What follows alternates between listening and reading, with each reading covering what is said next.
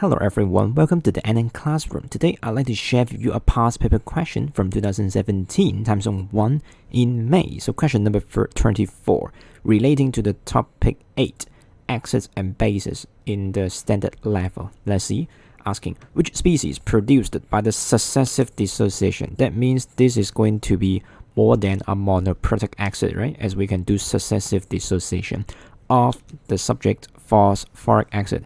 A really classic what we call triprotic acid. Triprotic means one acid molecule can dissociate 3 protons possible. That is ionizable if they do successive dissociation, right? That the species are amphiprotic. Asking for the next concept as well, the understanding behind amphiprotic. Amphiprotic, just a simple reminder, is that species can fulfilling both the Brans-Lowry definition of acid and base that will be regarding as amphiprotic. That means it can be a proton donor or a proton acceptor, right? Makes sense? So both. Then we call it amphiprotic. Yeah. So in this case, obviously the first thing that we should do is to list out the successive dissociation equations, right? For this phosphoric acid, right? Obviously we can use the simplified version, so which is just started with H3PO4. So dissociate, as this is going to be a weak acid, we should use the reversible arrow. So one by one at a time, right? So that's after dissociating away the first proton, the remaining thing will be, which is going to be H2PO4 negative, right? And then the H2PO4 negative continue to dissociate the next proton, so becoming HPO42 negative, right?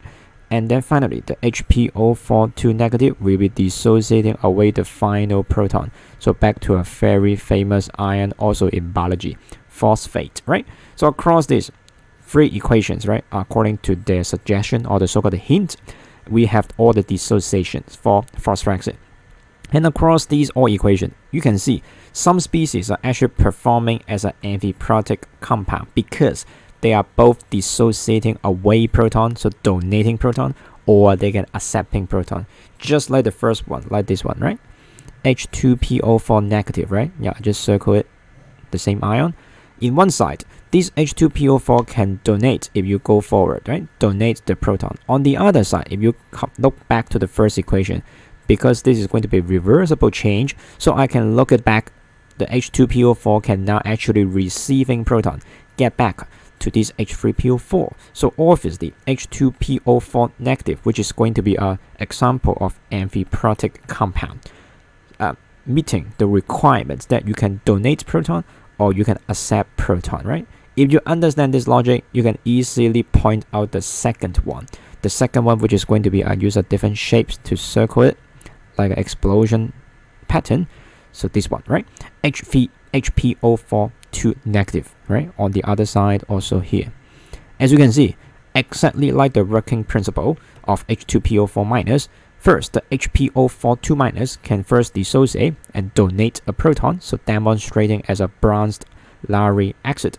On the other side, this HPO42 negative can also receiving back protons to get back to its precursor, H2PO4 negative. So what means is that this HPO42 negative, it is also fulfilling the requirements of an amphiprotic compound, acting as both the Brans-Lowry acid and Brans-Lowry base. So obviously the answer is going to be H2PO4 negative and HPO42 negative. So answer is going to be B.